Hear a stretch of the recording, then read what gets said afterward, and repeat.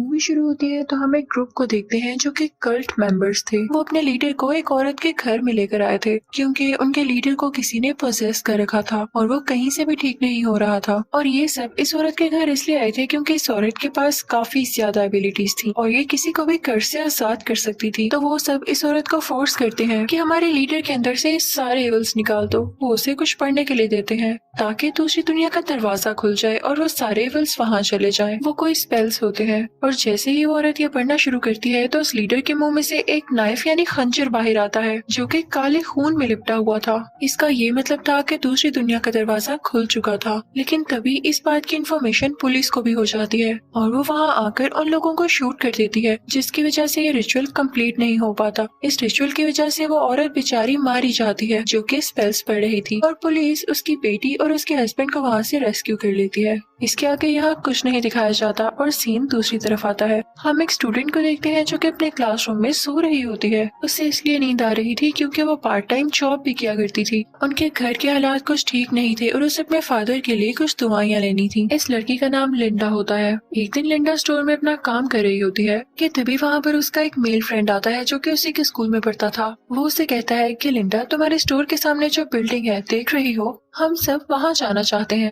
जैसा कि वो बिल्डिंग अबेंडेंट है तो वहाँ का सिक्योरिटी गार्ड हमें वहाँ जाने नहीं दे रहा, पर तुम तो उसको जानती हो ना, तो प्लीज हमारी हेल्प करो। तभी वहाँ पर एक और लड़की आती है जो कि उस लड़के की दोस्त थी। वो लिंडा को मनाती है कि प्लीज हमारे साथ आ जाओ, इसके बदले में तो मेरे इयररिंग्स रख सकती हो। तो लिंडा कहती है कि चलो ठीक है और फिर वो उनके साथ उस बिल्डिंग में चली जाती है। ये उस बिल्डिंग के 6th फ्लोर पर आ जाते हैं। लिंडा के साथ 2 लड़कियां और होती है और 3 लड़के भी जो कि आपस में दोस्त थे। ये वही जगह थी जहाँ मूवी के स्टार्ट में रिचुअल दिखाया जा रहा था और उसी वाक़ये के बाद से इस जगह को अबेंडन कर दिया गया, बैन कर दिया गया था। यहाँ ये लोग जाकर वीडियोस बनाने लगते हैं। वहाँ पर अभी तक वो साइंस बने हुए थे जो रिचुअल से पहले बनाए गए और उस बुक के पेजेस भी थे जिसे देखकर वो औरत पढ़ रही थी। लिंडा भी उन पेजेस को पढ़ पा रही थी क्योंकि वो कोई और नहीं बल्कि उसी औरत की बेटी थी जिसे रेस्क्यू कर लिया गया था। ये सारे के सारे लोग उसी सिंबल पर खड़े होते हैं जो कि रिचुअल के लिए बनाया गया था। लिंडा उनमें से एक पेपर उठाती है कि मैं देखूं तो सही कि मैं इसको वाकई पढ़ सकती हूँ या नहीं, और जैसे ही वो उसे उठाकर पढ़ती है तो वो सिंबल एक पोर्टल में बदल जाता है। वो जगह खुल जाती है जहाँ पानी ही पानी होता है और ये सारे लोग इसमें गिर जाते हैं, यानी ये 6 के 6 स्टूडेंट्स।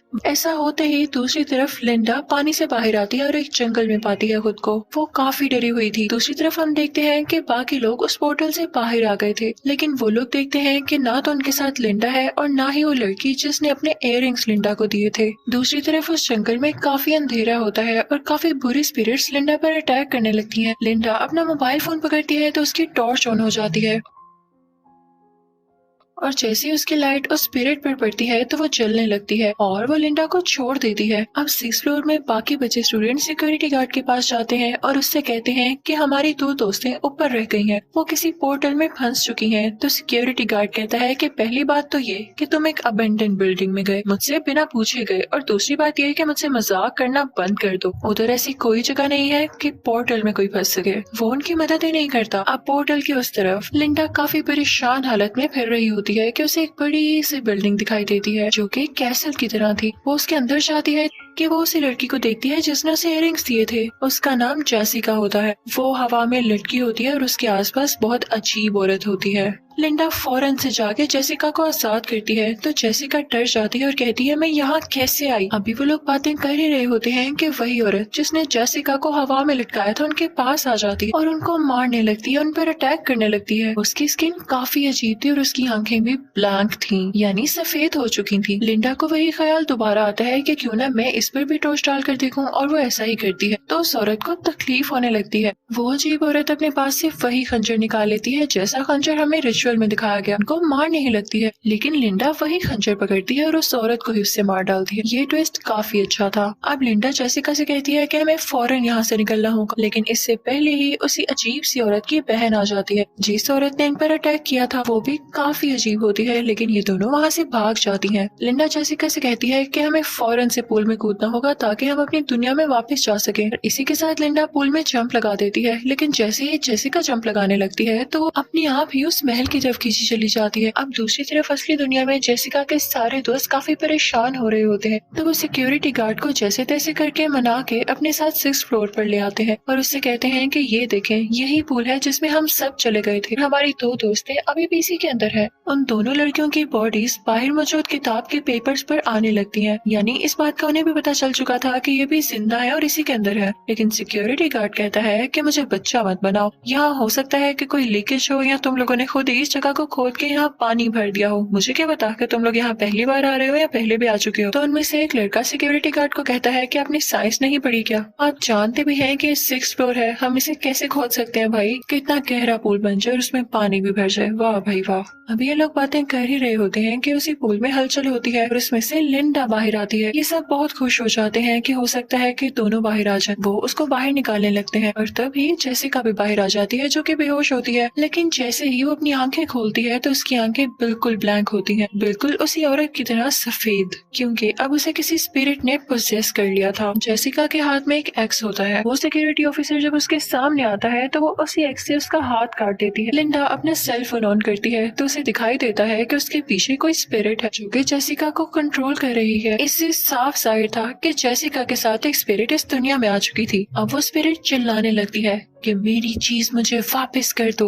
उन लोगों को कुछ समझ नहीं आ रहा होता तो जेसिका गुस्से में आ जाती है, यानी वही स्पिरिट, और सिक्योरिटी गार्ड को उसी पूल में धक्का दे देती है। वो इन सब लोगों को काफी डरा रही होती है। अब ये सब लोग वहाँ से भाग जाते हैं, लेकिन लिंडा वहाँ से नहीं जा रही थी। हो सकता है कि उसे ये लग रहा हो कि वो सब कुछ ठीक कर सकती है और इसी बात का फायदा उठाते हुए जेसिका उसकी तरफ बढ़ती है और उस पर अटैक करने लगती है। लेकिन उनमें से एक लड़का जो वहाँ पर थे लिंडा को वहाँ से बचाकर अपने साथ ले आता है, लेकिन जेसिका उस लड़के को पकड़ लेती है और उसे पूल के अंदर फेंक देती है। अब यहाँ पे लिंडा काफी डरी हुई थी। वो अपने मोबाइल की टॉर्च ऑन करने की कोशिश करती है, लेकिन उससे ऐसा नहीं होता। जेसिका उसे किक मारकर दूर फेंकती है। तभी जेसिका के दोस्तों में से एक और लड़का आता है, लेकिन वो डायरेक्टली पूल में ही गिर जाता है। लेकिन इससे पहले कि वो पूरी तरह से उस पोर्टल के उस पार जाता, वो जेसिका को भी पकड़ लेता है और जेसिका भी उसी के साथ उस पोर्टल के दूसरी तरफ चली जाती है। लिंडा वहीं पर बेहोश पड़ी होती है और जब उसको होश आता है तो देखती है कि वहाँ पर कोई भी नहीं है। वो बाहर जाती है और अपने मोबाइल की टॉर्च ऑन करती है। वो थोड़ा और बाहर आती है तो देखती है कि उसके सब दोस्त हवा में लटके हुए हैं। वो लिंडा से कह रहे होते हैं, हमारी मदद करो, हमें बचाओ।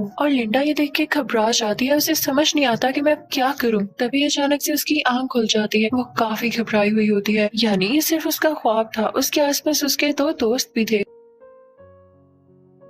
अब वो सब उस बुक के पेजेस पकड़ते हैं और रीड करने लगते हैं कि आखिर हम अपने दोस्तों को उस पोर्टल से बाहर कैसे ला सकते हैं। अब लिंडा को एकदम से याद आता है कि उसके बैग में उसने खंजर डाल लिया था। जब वो जेसिका को बचा रही थी तो जो औरत उन पर अटैक कर रही थी उससे खंजर छीनकर उसे मार देने के बाद उसने वो खंजर अपने बैग में ही रख लिया था। फौरन से वो खंजर अपने बैग से बाहर निकालती है तो वहाँ पर खड़ा एक लड़का उसे वो खंजर छीन लेता है। उसे गौर से देखने लगता है जैसे वो उसे जानता हो। तो वो सारे सोचते हैं कि वो क्रीपी औरत और वो स्पिरिट जो कि जेसिका के साथ बाहर आई, वो जो कुछ मांग रही थी वो यही खंजर है। हमें उसे खंजर लौटाना होगा तभी वो हमारी जान छोड़ेगी। लेकिन जिस लड़के ने उसे वो खंजर लिया था वो कहता है कि नहीं नहीं, हम उसको कोई खंजर नहीं देने वाले, और अगर हम यहाँ ज्यादा देर रुके तो वो हमें भी मार डालेगी, हमें यहाँ से जाना होगा। वो यहाँ पे काफी मीन हो रहा होता है, लेकिन अब उनके पास कोई रास्ता भी नहीं था क्योंकि पोर्टल को खोलने का कोई तरीका नहीं था। तो वो सोचते हैं कि अभी फिलहाल हम इस बिल्डिंग से बाहर निकल आते हैं और अपने दोस्तों को भी बचा लेंगे। लेकिन बिल्डिंग की दीवारें बहुत ऊंची थी और सब रास्ते बंद हो चुके थे और चाबी जो थी वो तो सिक्योरिटी गार्ड के पास थी और वो अंदर चला गया। लेकिन एकदम लिंडा को याद आता है कि जेसिका ने तो उसका हाथ काट दिया था और उसी हाथ में वो चाबी थी। वो चाबी लेकर दरवाजा खोलने लगती है, लेकिन इससे पहले कि वो वहाँ पर पहुँचते वहाँ पर जेसिका खड़ी थी उसी एक्स के साथ जो कि काफी हॉरर लुक दे रही थी। अब यहाँ पे हैरानी की बात यह है कि जब वो पोर्टल बंद हो गया और जेसिका भी उसके अंदर चली गई थी तो वो बाहर कैसे आई? हो सकता है कि जब लिंडा बेहोश हो और उसके दोस्त कहीं इधर उधर गए हो तो वो पोर्टल दोबारा खुला हो और जेसिका दोबारा से आई हो। ये तीनों डरकर उसी रूम में जाते हैं जहाँ पर पोर्टल था तो देखते हैं कि पोर्टल खुला हुआ है, यानी जेसिका पहले नहीं अभी अभी आई थी। उस पोर्टल में गंदा पानी काफी तेजी से मूव कर रहा था जैसे सबको अपने अंदर घसीटना चाहता हो। तभी जेसिका वहाँ पर बची हुई एक लड़की को पकड़ लेती है, का गला उसे खंजर से काटने लगती है जो कि उसने लिंडा से छीन लिया था। लेकिन लिंडा यहाँ पर अपने फोन की फ्लैशलाइट यानी टॉर्च दोबारा से ऑन कर लेती है जिससे जेसिका जलने लगती है और सीधा पूल में गिर जाती है। उसके साथ वही लड़की भी होती है जिसका गला वो खंजर से काटने ही वाली थी, लेकिन जेसिका के हाथ से वो खंजर बाहर ही गिर चुका था। लिंडा फौरन से उस खंजर को वापस उठा लेती है।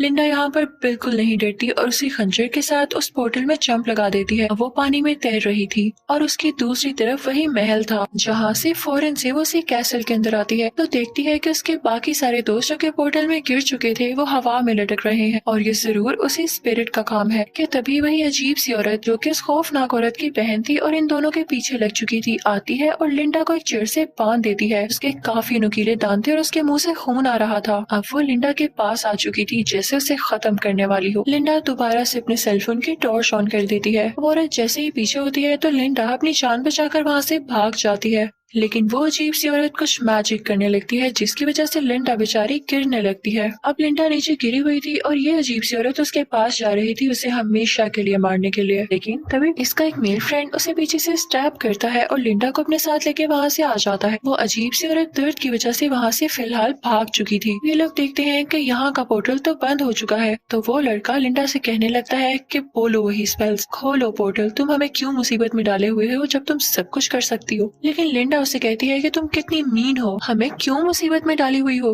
जबकि तुम सब कुछ कर सकती हो। तो लिंडा उसे कहती है कि तुम कितने मीन हो, हमारे बाकी दोस्त हवा में लटके हुए हैं, हमें उनकी भी जान बचानी होगी तभी हम यहाँ से बाहर जाएंगे। तो वो लड़का लिंडा से कहता है कि मैं तुम्हें मार डालूंगा। तो लिंडा कहती है कि तुम कैसे मार सकते हो मुझे। तो वो लड़का कहता है कि तुम जानती नहीं मैं कौन हूँ। याद है जब कल्ट के मेंबर्स अपने लीडर को लेकर आए थे और उसे बचा नहीं पाए थे, वो लीडर कोई और नहीं मेरे फादर थे। तुम्हारी माँ चाहती तो पहले वही स्पेल्स बोल के मेरे बाप को बचा सकती थी, लेकिन वो तो ड्रामे कर रही थी। मैं अपने फादर की मौत का बदला जरूर लूंगा। और जो तुम सोच रही थी ना कि मुझे खंजर क्यों चाहिए, तो अब तुम अच्छी तरह से जान गई होगी कि मुझे खंजर की जरूरत क्यों है। मैं अपने फादर को इस दुनिया में वापस लाना चाहता हूँ जो कि तब न हो सका अब होगा।